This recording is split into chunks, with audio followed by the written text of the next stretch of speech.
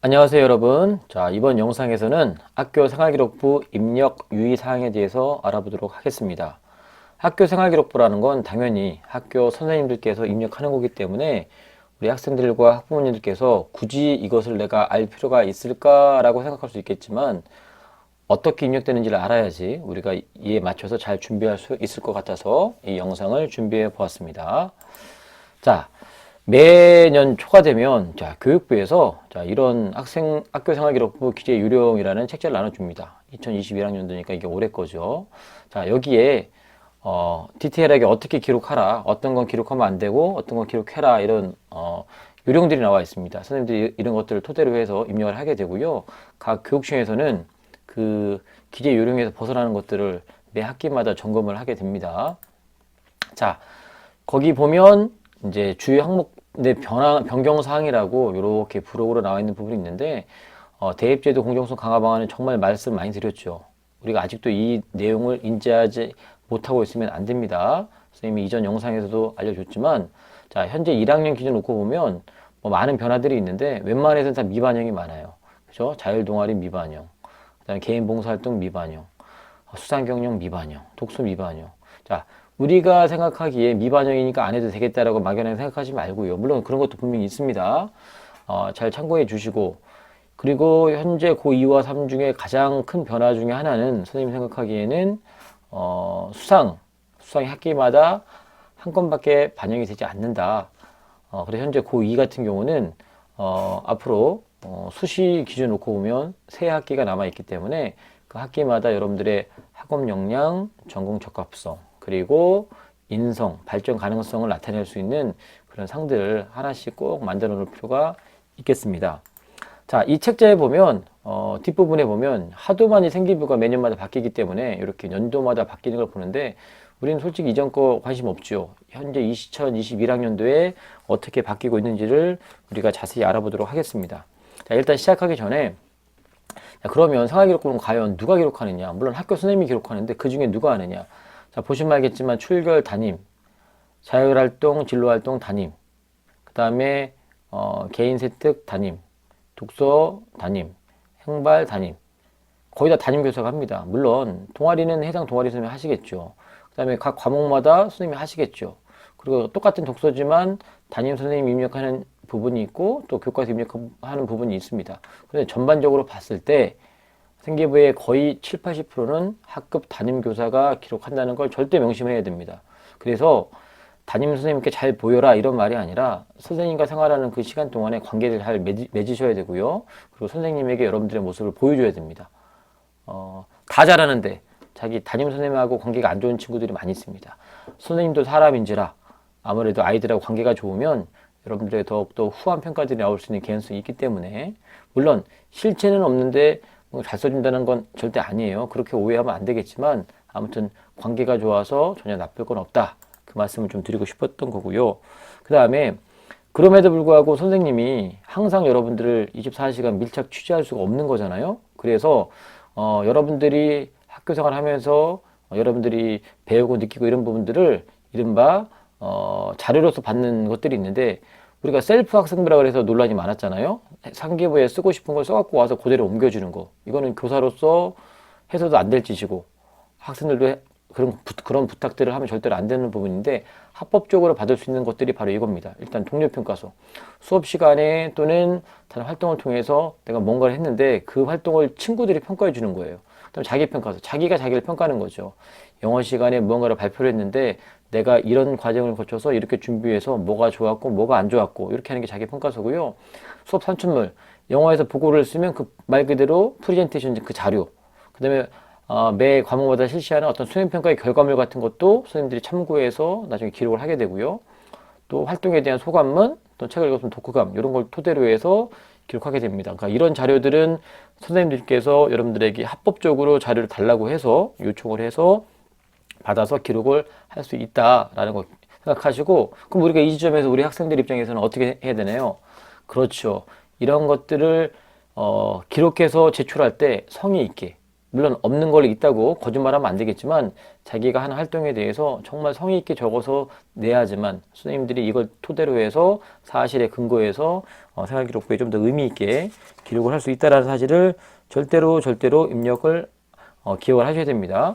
자, 교내상 부분에서 우리가 정말 알아야 되는 게 뭐냐면 상은 그 어디에만 기록을 하냐면 상을 받았다고 하는 거기에만 기록이 돼요. 기록에만 기록이 돼야 됩니다. 근데 우리가 예전에 그런 게 있었어요.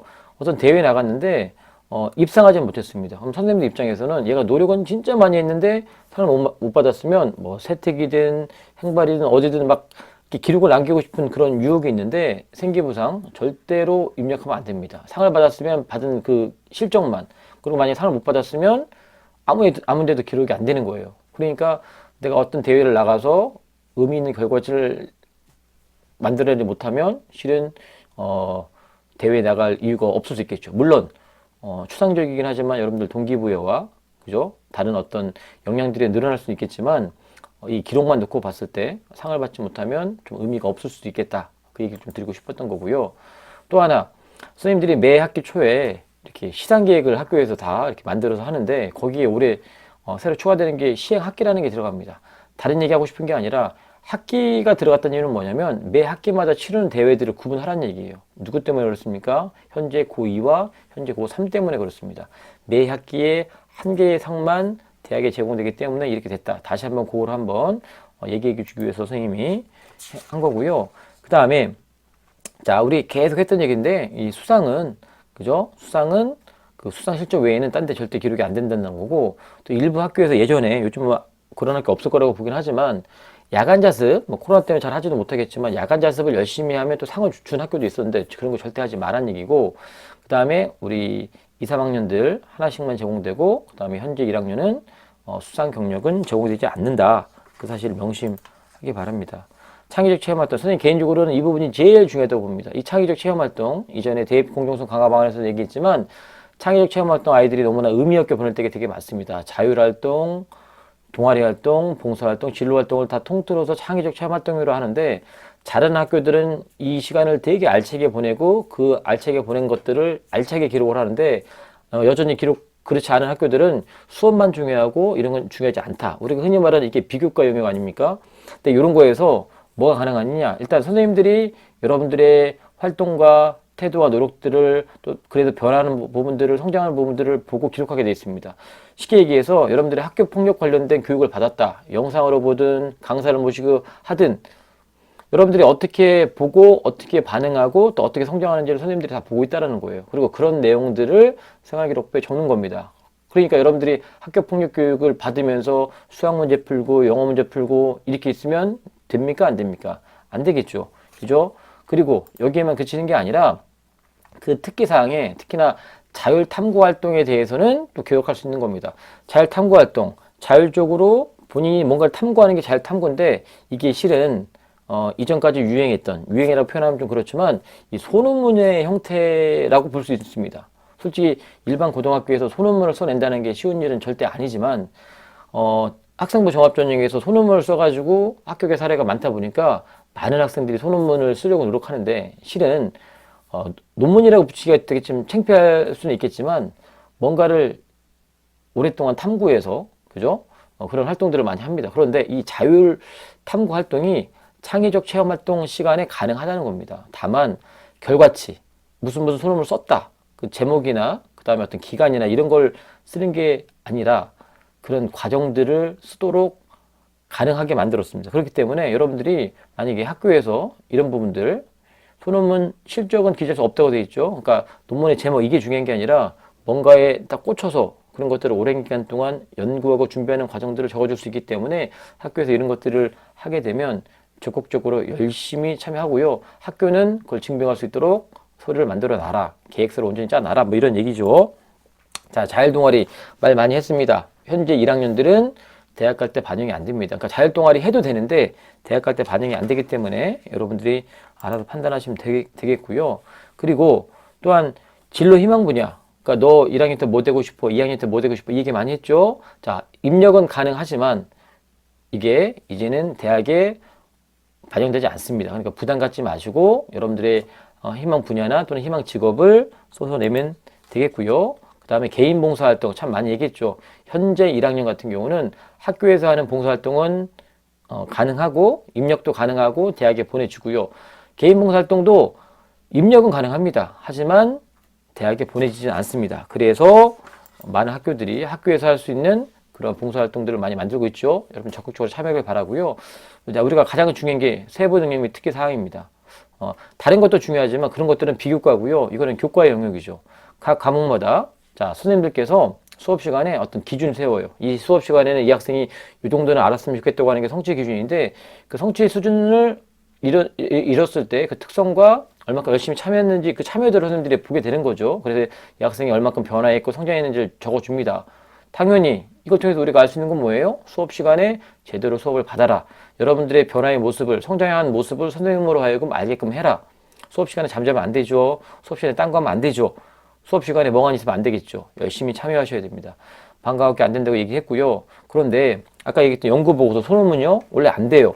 안 되는데 자 세분 특성에 쓰지 말라고 되어 있습니다. 그런데 요런 과목, 여러분들이 현재 1학년이라면 2학년이나 3학년 때 우리가 과목을 선택할 때 우리 많이 들어봤죠? 2015 개정교육과정 선생님이 시간 날 때 또 한번 이 영상을 또 준비해 줄 텐데 우리의 개정교육과정 내에서는 여러분들이 과목을 선택하게 되어 있습니다. 그래서 문과, 이과가 없다는 얘기가 바로 그런 거예요. 내가 문과의 과목과 이과의 과목을 서로 섞어서 배울 수 있기 때문에 우리 문과, 이과가 없는데 특히나 이런 과목들은 진로 선택 과목이나 또는 전문 교과라고 하는데 이런 과목 중에 이런 탐구, 이런 연구라는 말이 붙는 과목에 한해서는 연구보고서, 우리가 흔히 말하는 소논문이라는 거를 합법적으로 쓸 수 있는 과목이에요. 그래서 선생님 개인적으로 추천하는데 2학년이나 3학년 때 여러분 전공에 맞춰서 한두 과목 정도는 이런 과목들을 좀 들어서 한 학기 동안 어떤 주제에 대해서 꾸준히 노력하고 준비해서 이른바 소논문의 형태를 만들어내면 학생부 종합전형으로 여러분들이 원서를 낼 때 큰 도움이 될 거라고 생각합니다.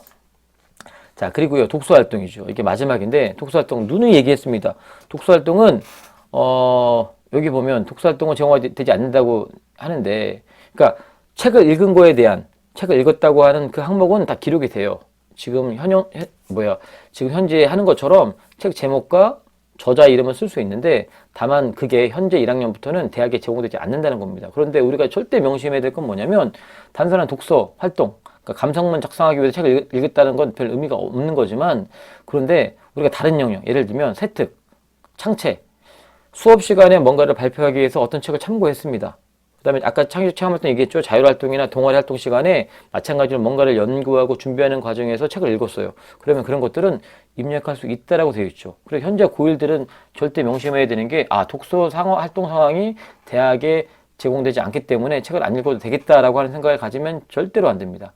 그래서 수업 시간, 창제 시간에 기회가 주어졌을 때 여러분들로 하여금 뭔가를 연구하고 탐구하고 준비하는 과정에서 내가 책을 읽을 필요가 있으면 그 책을 읽어서 그 책을 어떤 식으로 여러분들이 발표하려고 했던 그런 자료들에게 녹여냈는지를 여러분들이 잘 작성하면 그 교과 선생님이나 담임 선생님이 이런 독서의 상황들을 거기 입력을 하게 될 수 있습니다. 자, 요게 제공이 안 되니까 요게 얼마나 의미가 있겠습니까? 그래서 독서활동 여러분들이 꾸준히 할 수 있기 바랍니다. 자, 그래서 오늘은 생활기록부 작성 요령이 엄청나게 많이 있는데 그 중에 선생님이 엑기스만 뽑아가지고 여러분들 이렇게 정리를 해드렸습니다. 큰 도움이 되길 바라고요. 학교생활 열심히 할 수 있길 바랍니다. 선생님이 여러분들에게 정말 해주고 싶은 말 중에 하나는 아무것도 하지 않으면 아무 일도 일어나지 않습니다. 비록 지금 많이 부족하다고 여기더라도 끝까지 최선을 다해서 여러분들이 원하는 그곳에 갈 때까지 정말 열심히 시간을 보내주시기 바랍니다.